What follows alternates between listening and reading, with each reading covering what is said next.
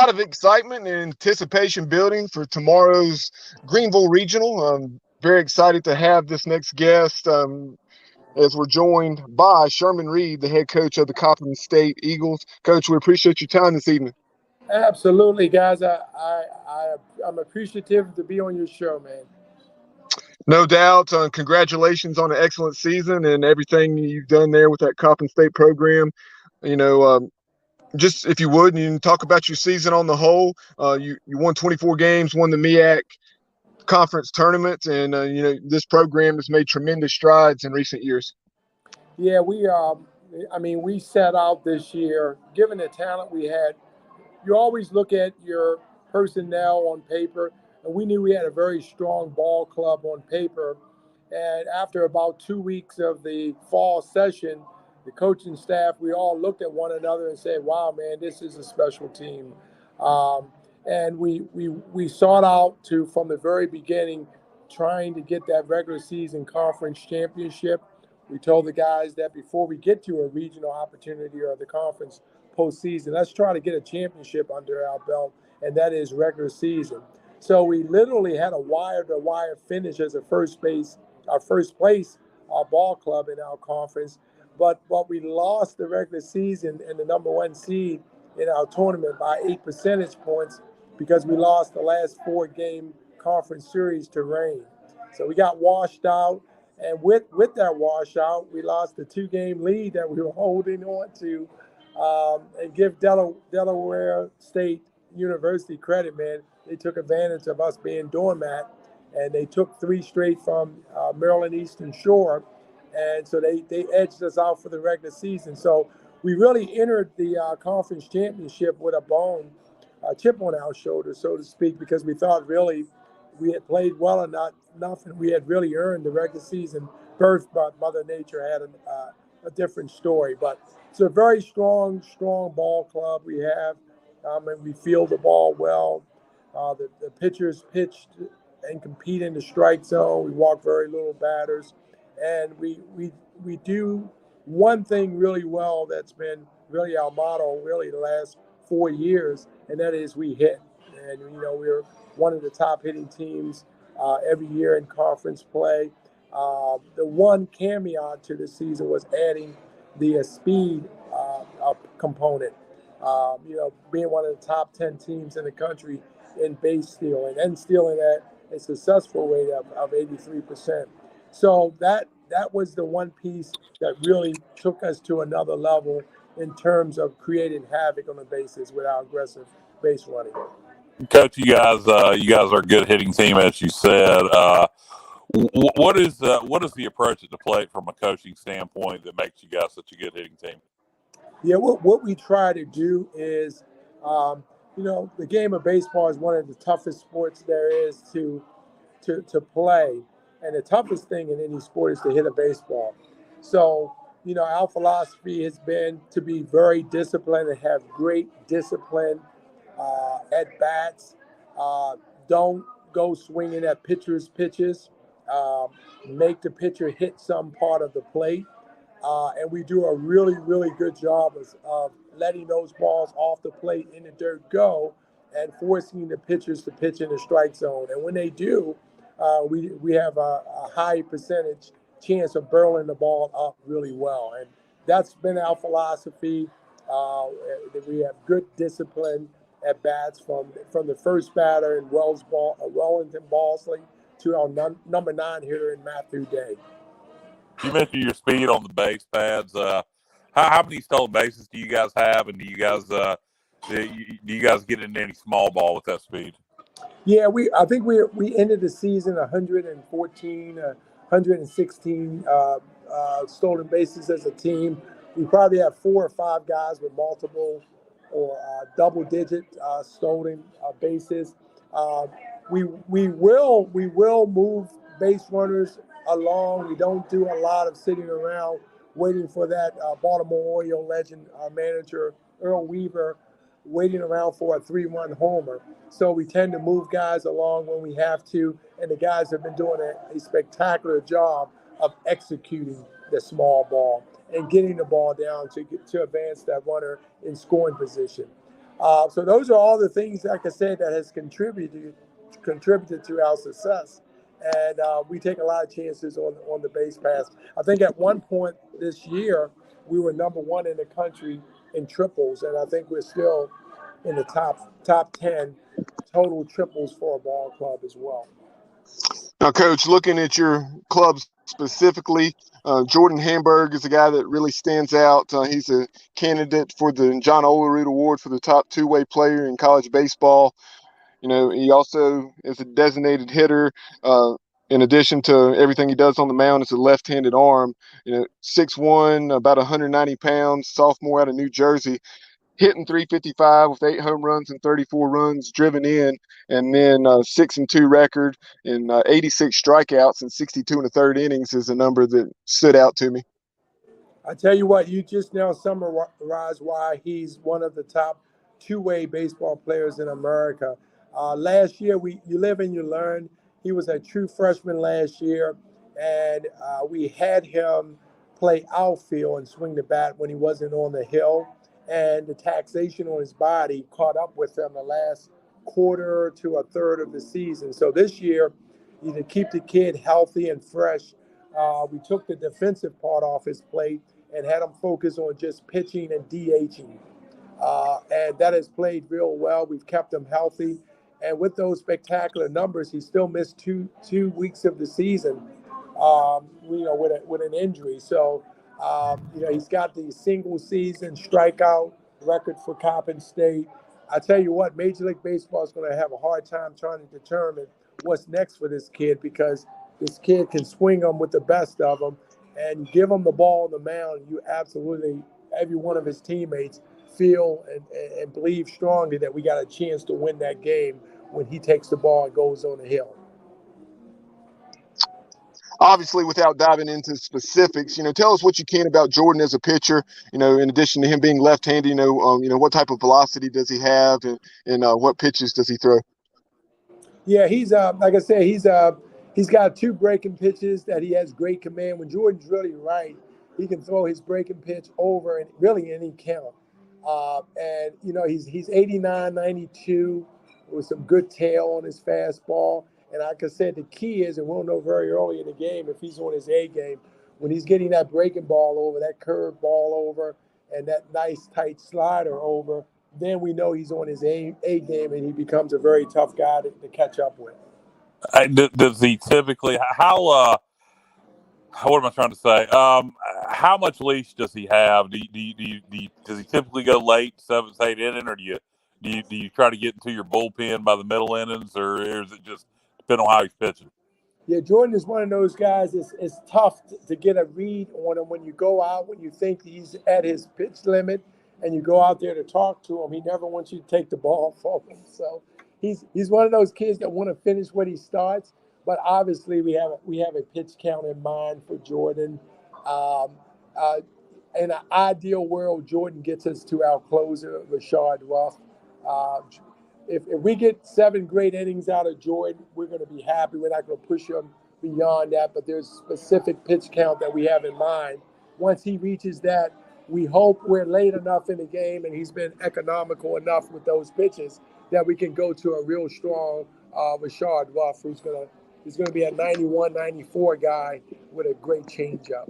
That's the plan. That's been the recipe when Jordan's been out there on the mound, getting us to our closer, Rashard Ruff.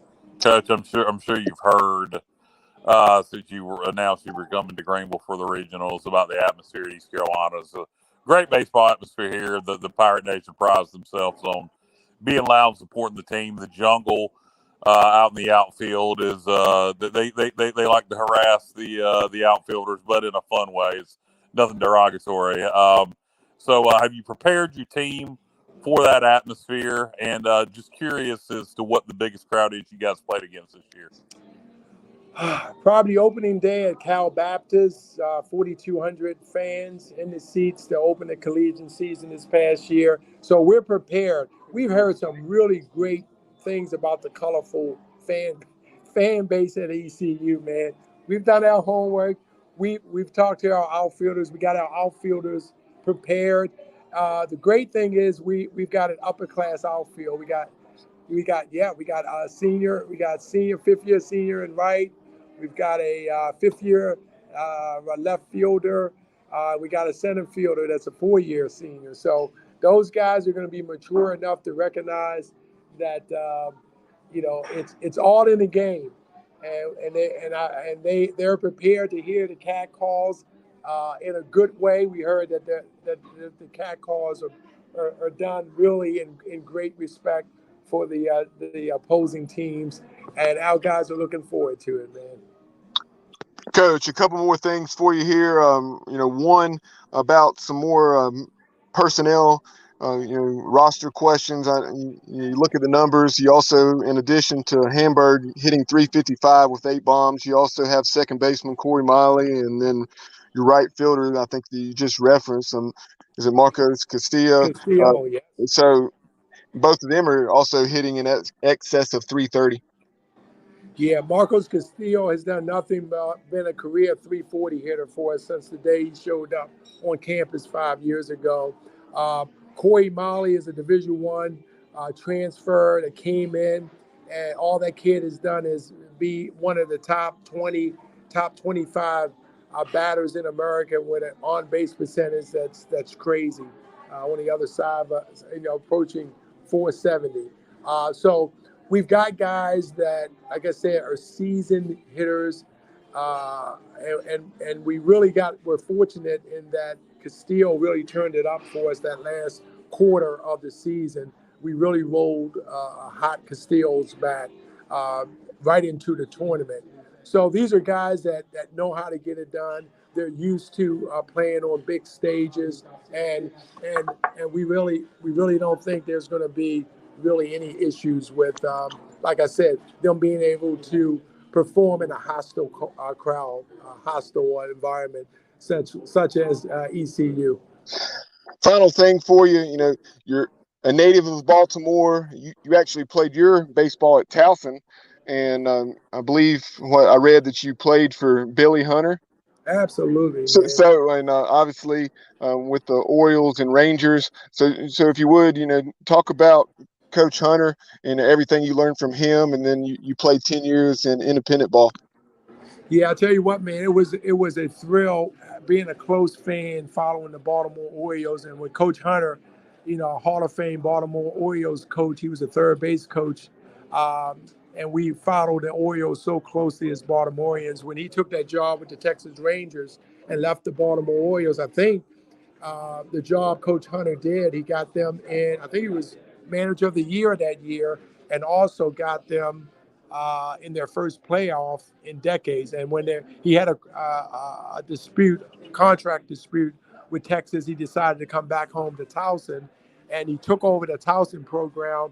And I was a freshman, so you can only imagine the bonus being a freshman coming out of high school and playing for a legendary coach like Coach Hunter. One of the things that I always remember is that he would tell us, particularly when the adrenaline got to flowing and you got excited in the batter's box, particularly when there was men in scoring position, he always was a believer. You took a pitch, you didn't take a pitch till you got a strike, but his philosophy was you took a pitch just to settle your nerves down, and then you go get it. And I've been a proponent of that as well. Just having the kids be patient and let the game come to you. I had a real good ride at Towson. Got a chance to play 10 years of indie ball before I realized that I wasn't gonna go pro and make it to the big leagues. And then I got into coaching with my son, and then the rest is history. Through the inaugural season of the Cal Ripken Summer Collegiate League, having a chance to coach that first season of that league that's now a top 10 college collegiate league. And then the rest is history, having a chance to coach at Coppin, my hometown team, being a West Baltimorean.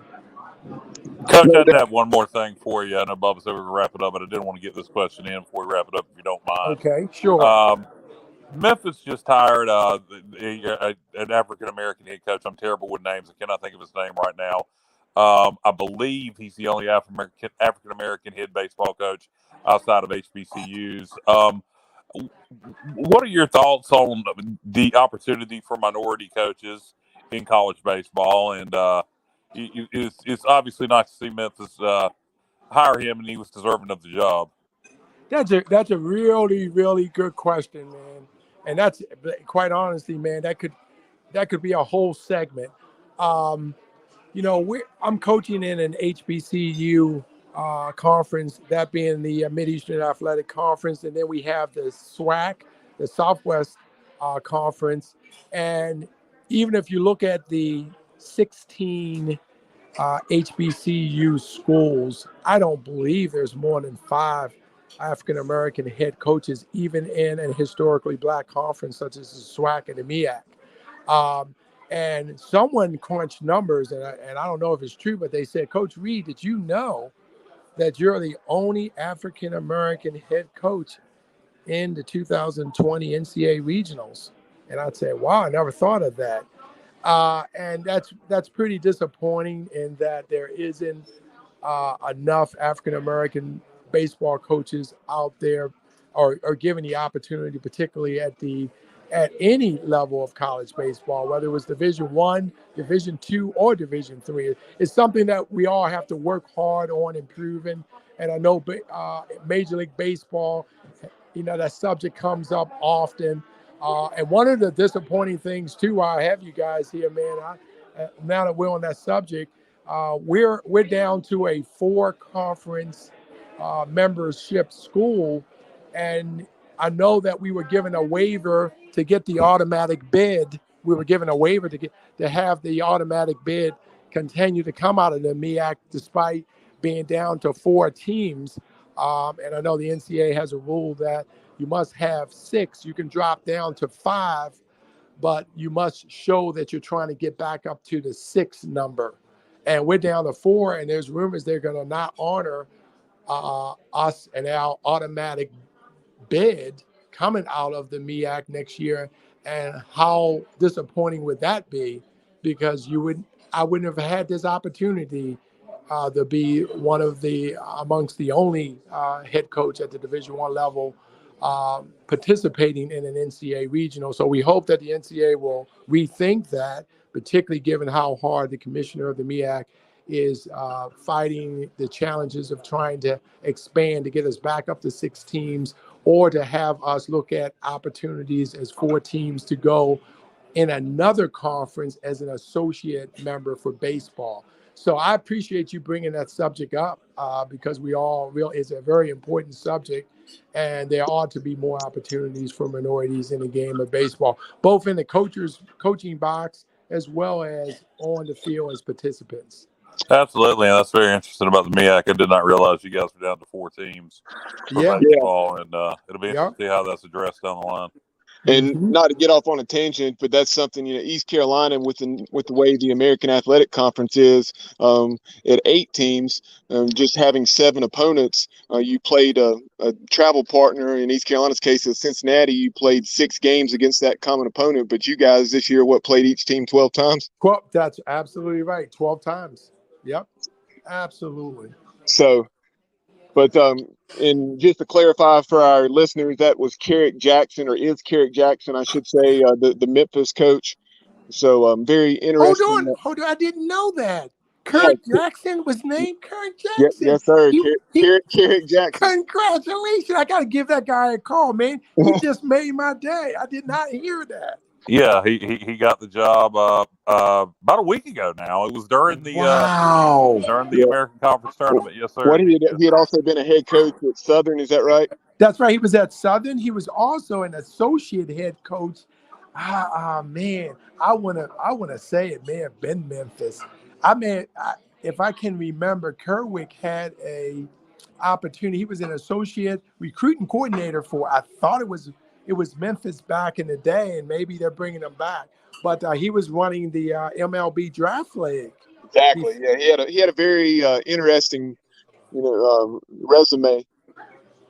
Congratulations to Kerr Jackson, man. I'll give him, somehow being so focused on preparing this team for the regionals, man.